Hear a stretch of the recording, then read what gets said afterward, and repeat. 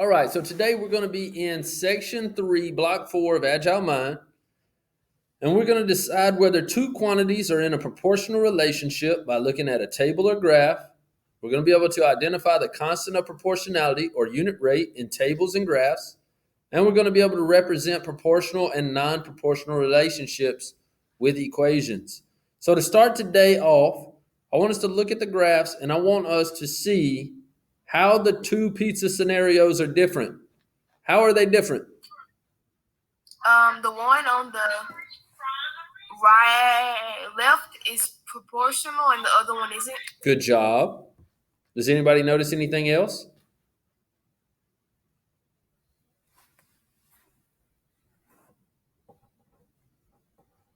How do you know it's proportional? Because on the right, you must. It's like you're multiplying by 7 and you're getting a even number. And on the other one, when you multiply. All right, so she's saying that, like, for instance, say we did y divided by x. This would be 7, that would be 7, that would be 7, that would be 7. Here, we would get 12. If we do 19 divided by 2, we know that 18 divided by 2 is 9, so this would be 9.5. So she's saying that since these two are not equivalent to each other, that this is not proportional and this one is proportional. Is that what you were trying to say, Kalia? Yes, sir. All right. I knew what she was trying to do. I just wanted to make sure. All right. So let's watch our animation. So it says in the first table, what quotients describe the relationships between the number of pizzas and the cost in dollars? Laura, what does quotient mean?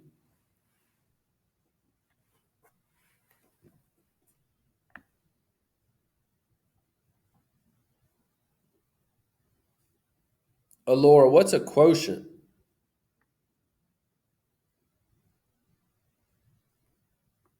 Need some help? I forgot. All right. Who can help Laura out and tell us what a quotient is? The quotient is the answer to a division problem. Correct. Quotient is the answer to a division problem. All right. Hagen, would you read what it says after we play our animation, please, sir?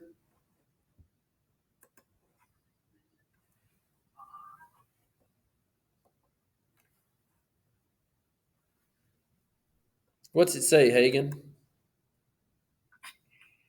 Are these the constants you found? All right. So, Hagen, what's 7 divided by 1? 1. 7 divided by 1? No, it's 7. Good.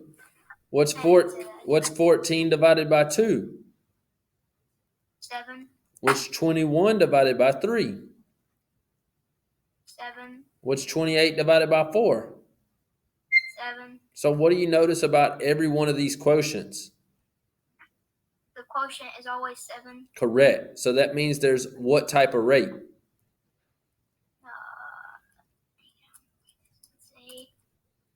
Or a... Is it a constant rate? It is a constant rate, a constant of proportionality. And the constant is what? 7. 7. Good.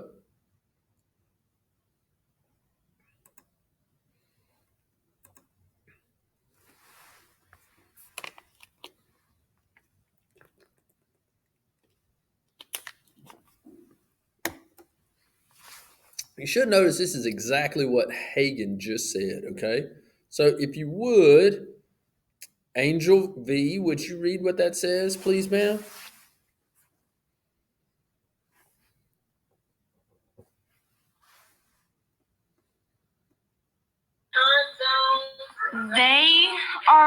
They all simplify to the same constant 7 over 1. You can identify a proportional linear relationship by examining the quotients by the relationships. If the quotients are equivalent or simplified to the same constant, the input or output are in proportion in a proportional linear relationship. Good job. All right. So let's see how that changes on the pizza with the delivery. What happens there, Akira?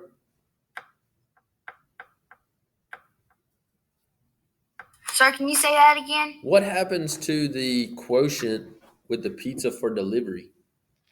It adds up to 5. All right, I'll explain. So it says if the quotients do not simplify to the same constant, the relationship is not proportional. So we said that a quotient was finding the answer to a what kind of problem? Division. Good job. All right. So if we do 12 divided by 1, what do we get, Akira? 12. We do 19 divided by 2, we get 9.5. Can I rejoin Mr. Martin? Because it's clear, It's all good. And 26 divided by 3 is going to be what? Is it going to be 12? Is 26 divided by 3 12? No, sir. No, it's not. Since it's not, and this is not proportional, this is not proportional, and this is not proportional, or in other words, they're not equivalent to 12, so that means that this table is not what? Proportional. It's not proportional. Does everybody understand why? Yes, sir. All right. What makes a table proportional, Levi? If you can go up to 2 and then simplify the cost over the pizzas to get 7/1 or to get the unit rate. Okay. Or getting the same constant, if you can get the same constant. There, that's what I'm looking for. If there's a constant rate, you will have a proportional relationship. If there's not a constant of proportionality, will you have a proportional relationship? No, sir. No, good deal. All right. So that should answer our questions for question 1, part A, and part B on page 79. If you do not have those answers and you are confused about what you should have, it's a good time to raise your hand and ask so that we can work together to figure out what should be there. Does anybody need any help?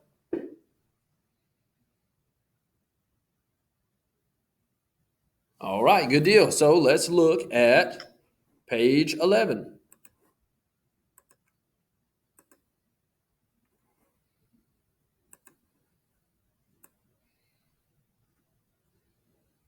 Read what that says, Hamarjane, please. The graph represents proportional linear relationships and non-proportional linear relationships. Also have unique characteristics. Play the animation to exploit these characteristics. In the first situation, medium cheese pizza only costs $7, and you do not have to pay a delivery charge. All right, so looking at this, we know that there is a proportional linear relationship and a non-proportional linear relationship that we're going to be looking at. So we're going to look at the first and determine which one it is, okay? So let's watch our video. So when looking at this, what does it show, Layla? Read what that says for us, please, ma'am, down there at the bottom.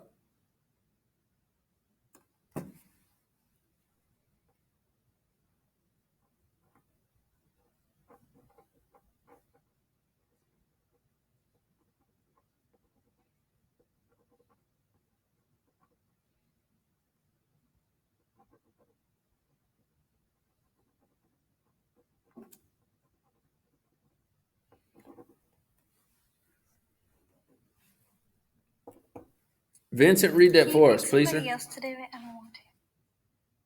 I'm not good at reading. Okay. Vincent, would you read that one?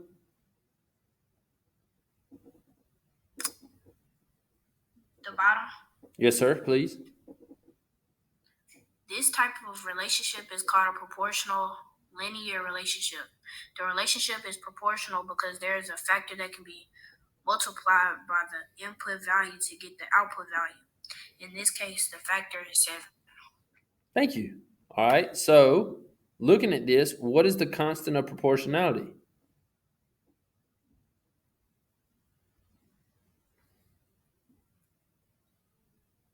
Is it 7? It's 7. All right, and we know that from two reasons, okay? One is because they wrote it in the equation right here.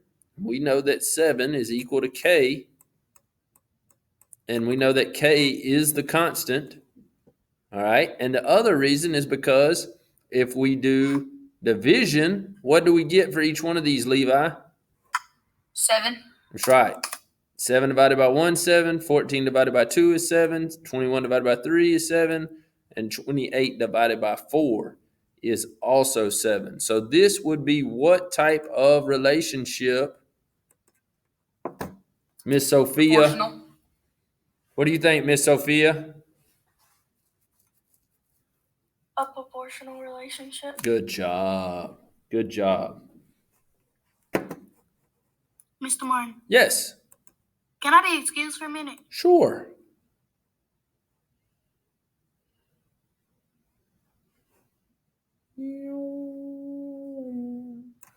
All right. Number 2. So looking at this, we notice what with the graph. What is taking place with this graph? What do we notice, Natalia? The line is straight. I forgot what it's called, but it's straight. The line is straight, or it is linear. It is proportional. What makes it proportional? It goes to the origin. It does go through the origin. That's one thing that it has to do. What's the other thing? What type of line does it have to be? Crooked, curved, or straight? Which one? Straight. A straight line. So there's two requirements that have to be met to be a proportional relationship. It has to be a straight line, and that straight line has to pass through the what? Origin. The origin. Good. All right, Kaylee, would you read that for us, please, Kaylee? At the bottom, please, ma'am.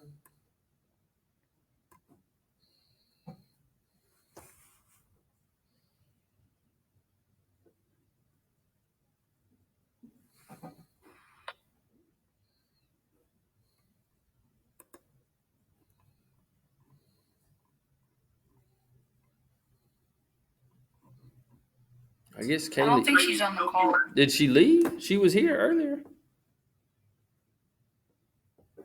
All right. Well, that stinks.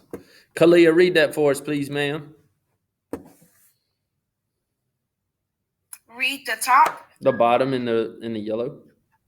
The relationship is linear because the graph of the algebraic rule that models the situation is aligned. When a relationship is proportional, the line of its graph goes to 0 to 0, 0. Why does that make sense?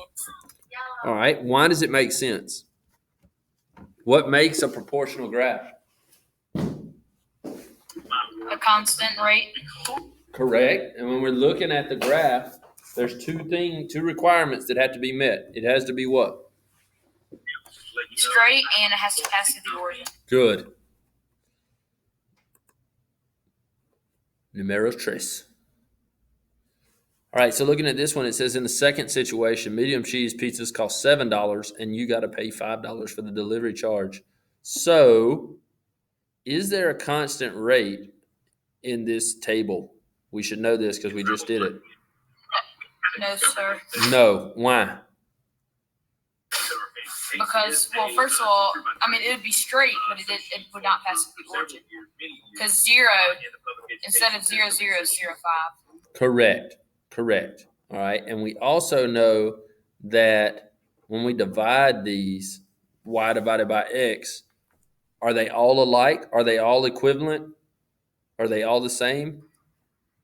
No, sir. No, they're not. All right. So Ms. Hamarjane, will you read this? We're at the bottom. Yes, ma'am. Okay. Remember that word's linear. I can't see it. It's like laggy. Okay. Maybe like log back in, log.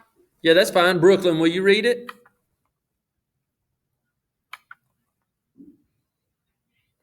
This type of relationship is called a non-proportional linear relationship. It is non-proportional because there is a constant value needed. No, there is a constant value added in the algebraic rule. To find the output, the factor is multiplied by the input value to get a product, and the constant is added to the product. In this case, the constant is 5, and the factor is 7.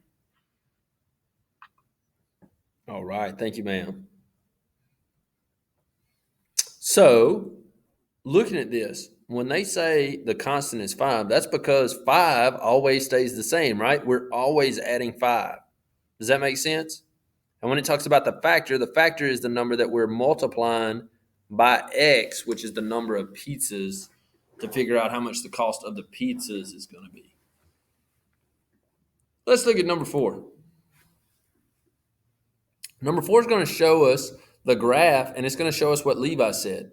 He said that it's not going to pass through the origin because it's going to be at the ordered pair 0 to 5. And so he's talking about right here. And so since that's right there, it is not going through our origin, which is right here. And we know that for a graph to show a proportional relationship, what has to happen, Braden?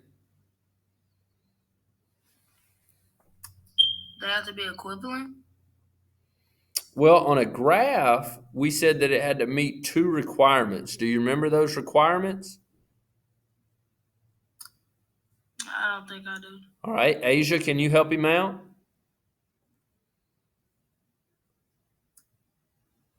Sir? Can you help Braden out and tell him what requirements have to be met to be a proportional relationship on a graph?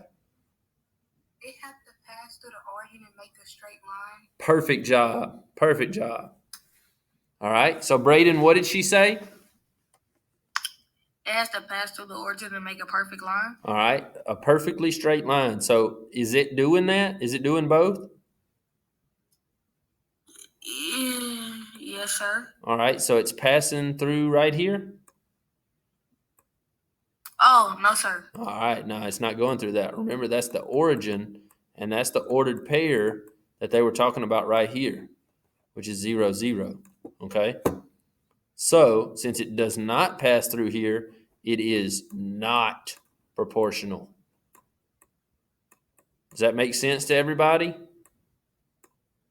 Give me a thumbs up or a thumbs down so we can go over it if we need to. I got one from Mr. Big Hagen. There we go.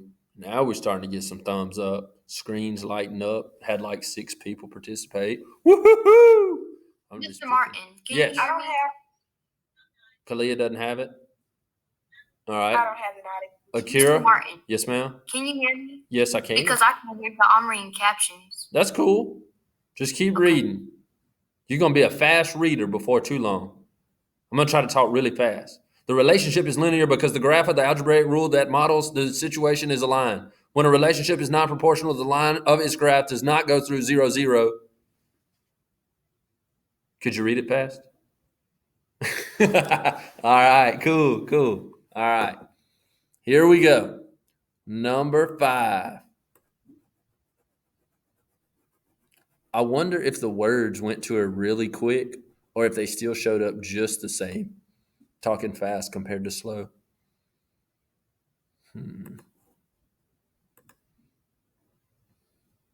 Nobody knows. All right, let's look at this. It says the graphs representing proportional linear relationships and non-proportional linear relationships also have unique characteristics. We're supposed to play the animation to explore these. Well, we've already played it. So what I want us to do is to compare the proportional and non-proportional graphs.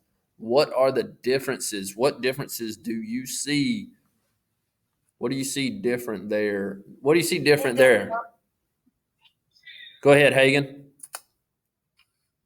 One thing I see different is the one on the right, the non-proportional one, is not passing through the origin. Great observation.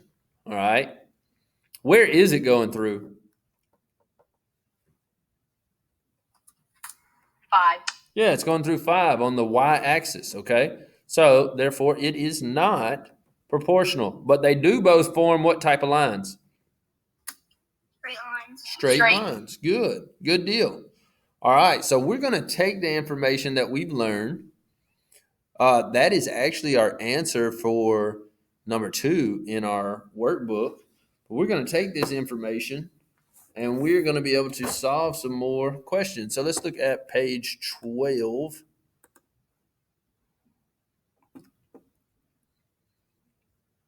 All right, and we're going to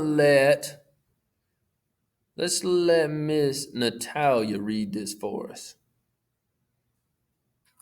Where it says each, Yes, ma'am.